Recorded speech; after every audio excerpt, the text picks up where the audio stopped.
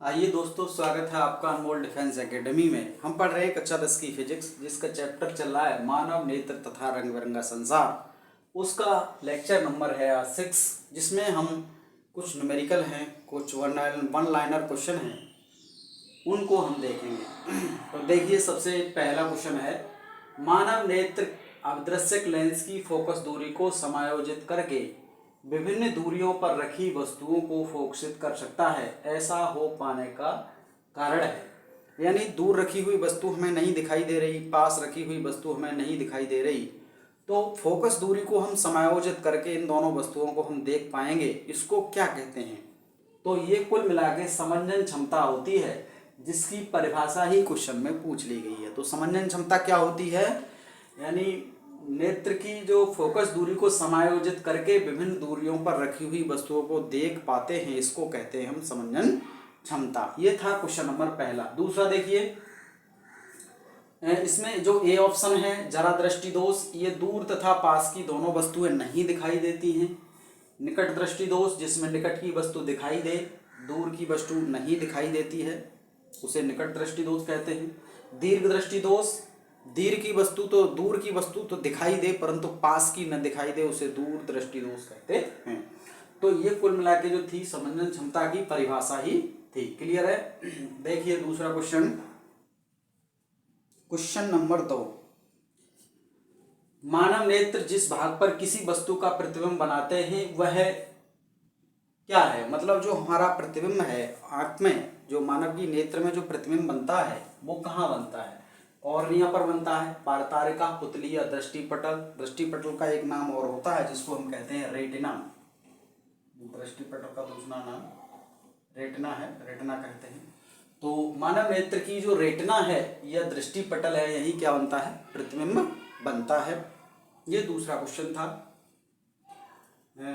सामान्य question number तीसरा, सामान्य दृष्टि के वयस्क के लिए सुस्पष्ट दर्शन की अल्पतम दूरी क्या होती है? लगभग। यानी सामान्य दृष्टि के लिए, यानी यदि मनुष्य की आंख पूरी तरह से स्वस्थ है, मनुष्य पूरी तरह स्वस्थ है, तो उसकी निकटतम दृष्टि दूरी कितनी होती है?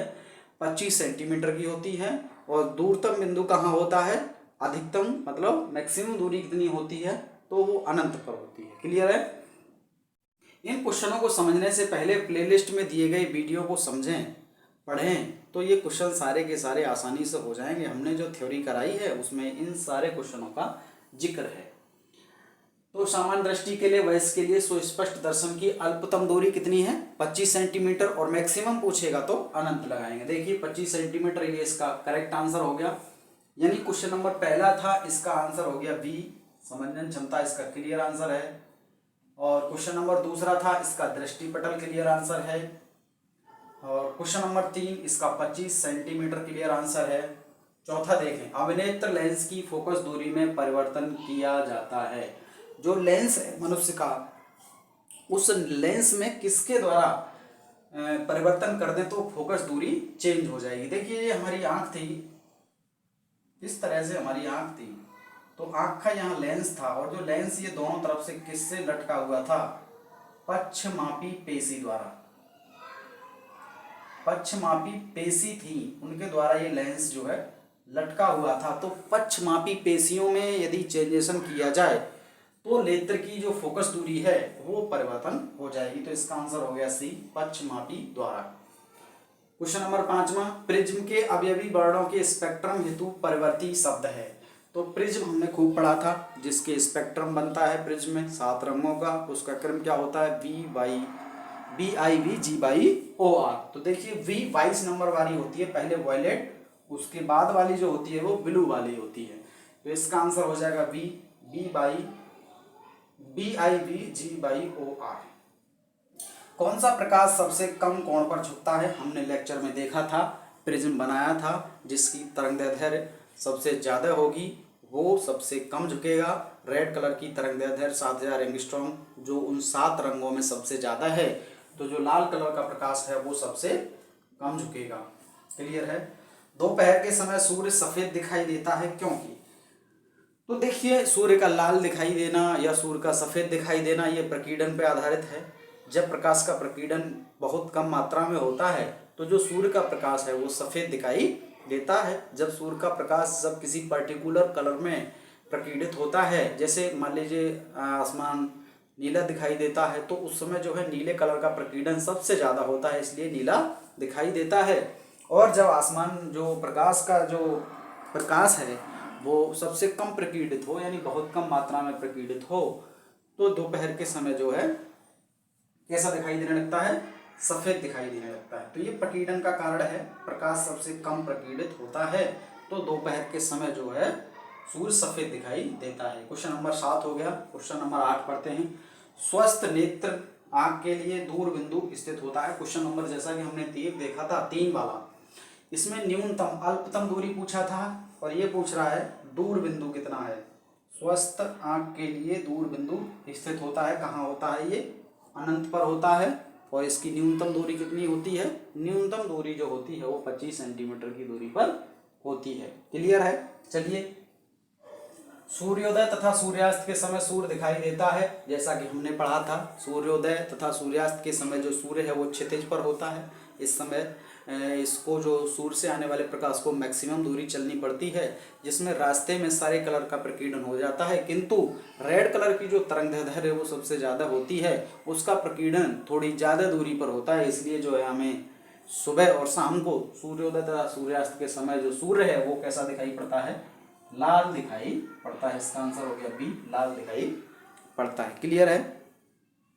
चलिए, मानव नेत्र में उपस्थित लेंस है, जो हमारी आंख है उसमें नेत्र किस आकृति का है। देखिए इस तरह से होता है, बीच में उभरा हुआ, किनारों पर पतला, इस तरह के लेंस को क्या कहते हैं हम लोग, उत्तल लेंस कहते हैं। निकट दृष्टि दोष के निवारण के लिए प्रयुक्त होता है। निकट दृष्टि दोष पढ़ें क्लियर क्वेश्चन को। निकट दृष्टि दोष का मतलब क्या हुआ, निकट की वस्तु तो दिखाई दे रही है लेकिन दूर की वस्तु नहीं दिखाई दे रही है। तो ऐसा लेंस कौन सा है जिससे हम दूर की वस्तुओं को देखते हैं, यानी जो हमको जो लेंस चाहिए वो ऐसा चाहिए जो किरणों को फैला दे। तो किरणों को फैलाने वाला लेंस कौन सा होता है, अवतल लेंस होता है। अवतल लेंस इसका करेक्ट आंसर हो गया। यानी निकट दृष्टि दोष के निवारण के लिए कौन सा लेंस होगा, अवतल लेंस होगा। और वहीं दूर दृष्टि का पूछता तो उत्तल लेंस हो जाता। क्लियर।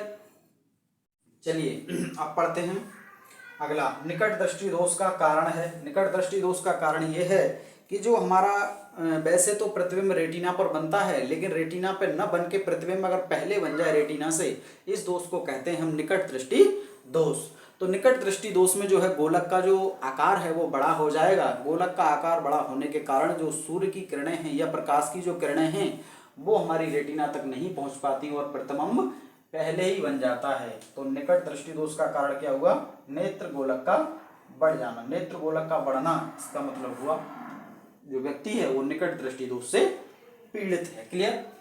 आगे देखिए, तारों के टिमटिमाने का कारण क्या है। तो जैसा कि जो तारे हैं हमारे वो पृथ्वी से बहुत दूरी पर हैं, और बहुत दूरी पर होने के कारण पृथ्वी की जो वायुमंडल है वो लेयरों में बना हुआ है। किसी लेयर का घनत्व ज़्यादा है, किसी लेयर का घनत्व कम है। तो जब प्रकाश की किरण ऊपर से चलती है तो घनत्व ज़्यादा होने पर अवलंब से दूर हट जाएगी, फिर घनत्व कम हुआ तो अवलंब के पास आ जाएगी, फिर घनत्व यदि अधिक हुआ तो अवलंब से दूर हट जाएगी। इसलिए जो है हमें जो तारे की वास्तविक स्थिति जो है वो क्लियर नज़र नहीं आ पाती। यानी तारा कहीं है यहाँ और हमें नज़र यहाँ आता है, जो व्यक्ति खड़ा हुआ है नीचे इस तरह से है। यदि वास्तव में तारा यहाँ है तो हमें यहाँ नजर आएगा, और यहाँ है तो यहाँ नजर आएगा। ये किस कारण हो रहा है, अपवर्तन के कारण हो रहा है। अपवर्तन क्यों हो रहा है, क्योंकि जो वायुमंडल है उसमें घनत्व चेंज होता रहता है। तो घनत्व चेंज होने पर तारे टिमटिमाते हुए यानी अपनी पोजीशन को चेंज करते हुए दिखाई देते हैं। तो वायुमंडलीय अपवर्तन के कारण तारे क्या होते हैं, टिमटिमाते हुए दिखाई देते हैं। आकाश के नीले रंग का कारण क्या है। आकाश के नीले रंग का कारण ये है कि जब सूर्य से प्रकाश चलता है उस समय आकाश में सूर्य के प्रकाश में 7 रंग होते हैं, उन सभी रंगों का प्रकीर्णन हो जाता है कम कम मात्रा में, लेकिन जो नीले रंग है इसका प्रकीर्णन सबसे ज़्यादा होता है। जो बाकी के कलर हैं वो अवशोषित हो जाते हैं और जो नीला कलर है इसका सबसे ज़्यादा प्रकीर्णन होता है। इसलिए आकाश का जो कलर है, स्वच्छ आकाश का कलर नीला प्रतीत होता है। क्लियर। अगला देखिए क्वेश्चन नंबर 15। मानव नेत्र में कौन सा भाग नेत्रदान में दान दिया जाता है। यानी जो मनुष्य की आंख है इसमें जो नेत्र दान करने के लिए जो अंग है या जो पार्ट है वो क्या होता है, कॉर्निया दान की जाती है। क्लियर है। तो ये 15 क्वेश्चन थे, इन क्वेश्चनों को समझने से पहले हमारे प्लेलिस्ट में मानव नेत्र तथा रंग बिरंगे संसार से संबंधित वीडियोस दिए गए हैं, उनको देखिए, फिर ये क्वेश्चन आसानी से क्लियर हो जाएंगे। कुछ समस्या बची होगी तो वैसे तो मैंने कोशिश की है आपको पूरा समझाने की। हाँ तो दोस्तों क्वेश्चन नंबर 16 में देखिए अगला, वास्तविक व आभासी सूर्यास्त के बीच कितना समयांतराल होता है। यानी सूर्योदय होने से पहले और सूर्यास्त होने के बीच, मतलब वास्तविक और आभासी, जैसे वास्तव में सूर्य का उगने का समय हो गया है लेकिन उससे पहले ही हमें आभास होने लगता है कि सूर्य उगने वाला है, इसके बीच में, और सूर्यास्त हो गया है लेकिन फिर भी हमें लगता रहता है कि सूर्य अभी अस्त नहीं हुआ है, इस घटना के बीच में कितना अंतराल होता है। तो ये 2 मिनट का होता है। यानी सूर्य रियल में उगने वाला है या फिर हमें लग रहा है कि सूर्य उग गया है, इसके बीच में 2 मिनट का अंतराल है। इसी प्रकार सूर्य अस्त हो गया है लेकिन वास्तव में सूर्य अस्त नहीं हुआ है, इसके बीच में कितना अंतराल होता है, तो आंसर है इसका 2 मिनट। अगला देखिए क्वेश्चन नंबर 17, सर्वप्रथम सूर्य का स्पेक्ट्रम प्राप्त करने के लिए कांच के प्रिज्म का उपयोग किसने किया था। यानी जो हम कांच के प्रिज्म से सूर्य के श्वेत प्रकाश को गुजारते हैं,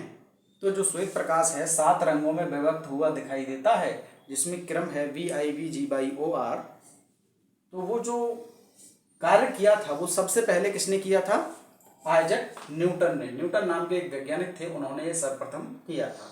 अगला क्वेश्चन नंबर 18 देखें, इंद्रधनुष आकाश में किस दिशा में दिखाई देता है। इंद्रधनुष जो है वो आकाश में किस दिशा में दिखाई देता है, तो सूर्य के विपरीत। यदि सूर्य पूरब में है तो इंद्रधनुष पश्चिम में बनेगा, और यदि सूर्य पश्चिम में है तो इंद्रधनुष पूरब में बनेगा। यानी जो सूर्य है उस डायरेक्शन के अपोजिट में इंद्रधनुष बनता है। तो दोस्तों ये कुछ छोटे छोटे क्वेश्चन थे। अगले वीडियोज़ में हम बड़े बड़े यानी न्यूमेरिकल टाइप के क्वेश्चन डालेंगे। वीडियो पसंद आई हो तो वीडियो को लाइक करें, चैनल पर नए हों तो चैनल को सब्सक्राइब करें, और इन क्वेश्चनों को और गहराई से समझने के लिए आप हमारे प्लेलिस्ट में जाके सारे वीडियोज़ को देखिए, तो ये क्वेश्चन काफ़ी ईजी हो जाएंगे, और काफ़ी ईजी है भी, कोई टाइट क्वेश्चन नहीं है ये। तो धन्यवाद दोस्तों, चैनल को सब्सक्राइब जरूर करें। धन्यवाद।